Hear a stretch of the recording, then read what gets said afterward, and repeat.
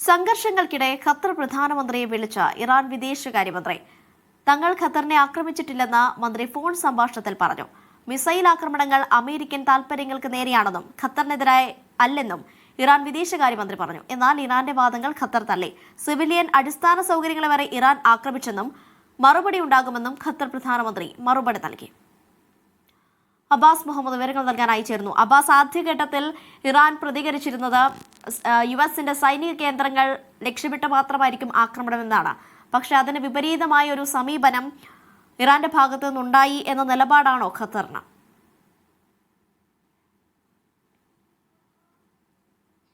അതെ, ഈ ആക്രമണം ഇത്രയും ദിവസം പിന്നിടുന്ന വേളയിലാണ് വളരെ പ്രധാനമായൊരു സംഭാഷണം നടക്കുന്നത്.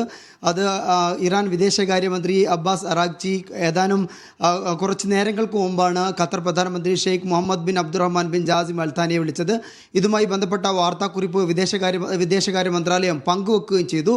അതിൽ പ്രധാനമായിട്ടും പറയുന്നത് ഇറാൻ്റെ വാദം എന്ന് പറയുന്നത് ഖത്തറിനെ ഒരിക്കൽ പോലും ആക്രമിച്ചിട്ടില്ല, ഇവിടുത്തെ അമേരിക്കൻ താൽപ്പര്യങ്ങൾക്ക് നേരെയാണ് തങ്ങൾ ആക്രമണം നടത്തിയത് എന്നാണ്. എന്നാൽ ഈ വാദങ്ങൾ സമ്പൂർണ്ണമായി ഖത്തർ പ്രധാനമന്ത്രി നിരാകരിക്കുകയുണ്ടായി.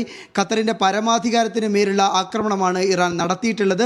അഥവാ അമേരിക്കൻ താൽപ്പര്യങ്ങൾക്ക് നേരെ മാത്രമല്ല, അമേരിക്കൻ താൽപ്പര്യം എന്ന് പറയുമ്പോൾ ഇവിടുത്തെ അൽ ഉദൈദ് ബേസാണ്, അൽ ഉദൈദിലെ വ്യോമ താവളമാണ്. അതുമാത്രമല്ല സിവിലിയൻ അടിസ്ഥാന സൗകര്യങ്ങൾ, അതുപോലെ ഹമദ് അന്താരാഷ്ട്ര വിമാനത്താവളം അടക്കമുള്ള സ്ഥലത്തേക്ക് ആക്രമണ ശ്രമങ്ങൾ നടന്നു. സിവിലിയൻ അടിസ്ഥാന സൗകര്യങ്ങൾക്ക് നേരെ, ഊർജ്ജ കേന്ദ്രങ്ങൾക്ക് നേരെ ആക്രമണമുണ്ടായി എന്നുകൂടി ഖത്തർ പ്രധാനമന്ത്രി ഇറാൻ വിദേശകാര്യമന്ത്രിയുമായുള്ള സംഭാഷണത്തിൽ ചൂണ്ടിക്കാണിക്കുകയുണ്ടായി. ഏതായാലും ഇറാൻ ഉയർത്തുന്ന വാദം എന്ന് പറയുന്നത് അമേരിക്കയുടെ താൽപ്പര്യങ്ങളെ മാത്രമാണ് തങ്ങൾ ആക്രമിച്ചിട്ടുള്ളത് എന്നാണ്. എന്നാൽ അതിന് മറുപടി കൊടുത്തിരിക്കുന്നത് ഖത്തർ പ്രധാനമന്ത്രി അങ്ങനെയല്ല, അമേരിക്കൻ താൽപ്പര്യങ്ങൾ മാത്രമല്ല, ഈ രാജ്യത്തെ സിവിലിയൻ അടിസ്ഥാന സൗകര്യങ്ങൾ, റെസിഡൻഷ്യൽ ഏരിയകൾ, എനർജി കേന്ദ്രങ്ങൾ എന്നിവയ്ക്ക് നേരെയെല്ലാം ആക്രമണങ്ങൾ ഉണ്ടായിട്ടുണ്ട്.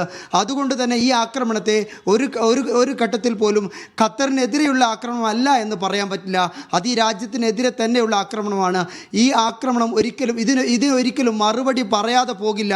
UN ചാർട്ടർ പ്രകാരം തങ്ങൾക്ക് ഇതിന് മറുപടി നൽകാനുള്ള അവകാശമുണ്ട് എന്നും ഖത്തർ പ്രധാനമന്ത്രി ഇറാൻ വിദേശകാര്യമന്ത്രിയുമായി നടത്തിയ ഈ സംഭാഷണത്തിൽ വ്യക്തമാക്കിയിട്ടുണ്ട്. ഇത് വളരെ സുപ്രധാനമായ കാര്യമാണ്. കാരണം ഇത്ര ദിവസത്തെ ആക്രമണങ്ങൾക്ക് ശേഷമാണ് ഖത്തറും ഇറാനും തമ്മിൽ ഔദ്യോഗികമായി ഏതെങ്കിലും തരത്തിലുള്ള ആശയവിനിമയം നടക്കുന്നത്.